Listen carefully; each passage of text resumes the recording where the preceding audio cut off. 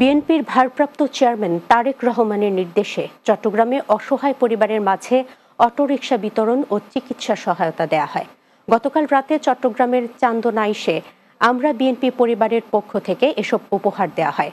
এ সময় বিএনপির যুগ্ম মহাসচিব রুহুল কবির রিজভী বলেন, এটি একটি মানবিক আয়োজন, যে আয়োজনের মূল আয়োজক তারেক রহমান, যারা দেশের জন্য হাসতে হাসতে নিজের প্রাণ বিলিয়ে দিয়েছেন তাদের পাশে এসে দাঁড়ানোর প্রত্যয় ব্যক্ত করতেই এই আয়োজন।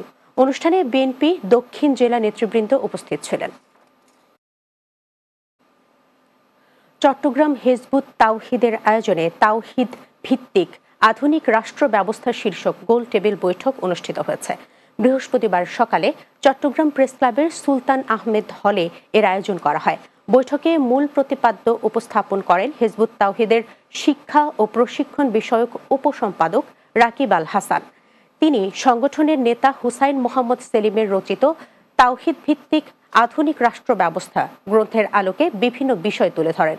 চট্টগ্রাম জেলা হিজবুত তাওহিদের সভাপতি নজরুল ইসলাম সবুজের সভাপতিত্বে বক্তব্য রাখেন সংগঠনের সাহিত্য বিষয়ক সম্পাদক রিয়াদুল হাসান, মাহবুব আলম, চট্টগ্রাম প্রেস ক্লাবের সদস্য সচিব জাহিদুল করিম কোচি সহ অন্যরা। চট্টগ্রামের চান্দগাঁও থানার উত্তর মোহরা এলাকায় ব্যবসায়ী মোহাম্মদ ইউনুস সন্ত্রাসীদের ভয়ে নিজের জীবন নিয়ে শঙ্কার কথা জানিয়ে সংবাদ সম্মেলন করেছেন। বৃহস্পতিবার সকালে নগরীর একটি বেসরকারি হাসপাতালে সংবাদ সম্মেলনে বলেন, তাকে হত্যার উদ্দেশ্যে গুলি করার মামলার আসামি উচ্চ আদালত থেকে জামিন পাওয়ায় তিনি তার পরিবার নিয়ে শঙ্কায় রয়েছেন। পরিবার এবং তার জীবনের নিরাপত্তায় প্রশাসনের হস্তক্ষেপ কামনা করেন তিনি।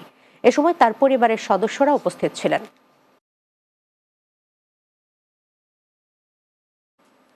শেষ করব দিনের বাংলা, যাবার আগে সংবাদ শিরোনামগুলো জানিয়ে দিচ্ছি আরও একবার। নির্বাচন নিয়ে যারা টালবাহানা করছে তারা স্বৈরতন্ত্রকে ফিরিয়ে আনতে চায়, অভিযোগ